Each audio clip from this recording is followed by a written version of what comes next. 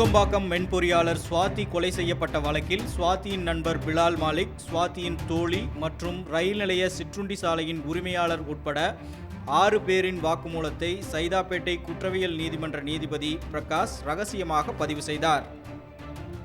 இதற்காக இந்த வழக்கின் முக்கிய அரசு தரப்பு சாட்சியான பிலால் மாலிக் உட்பட 6 பேரை காலை சுமார் 11 மணியிலிருந்து இரவு 8 மணி வரை நீதிமன்றத்தில் விசாரித்து அவர்களிடம் வாக்குமூலம் பெறப்பட்டது.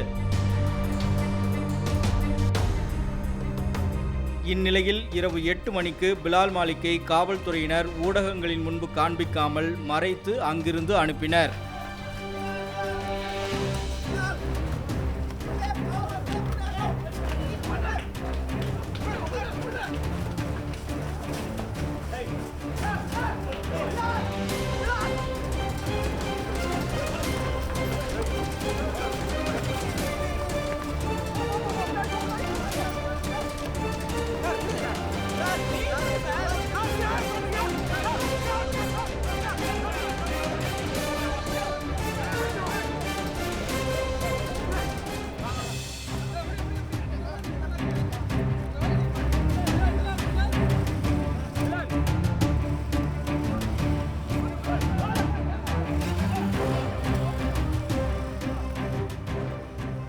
பிலால் மாலிக் மட்டுமல்லாது இந்த வழக்கின் அரசு தரப்பு சாட்சியினர் 6 பேரையும் ஊடகங்களிடம் மறைத்தே வைத்துள்ளனர் காவல்துறையினர்.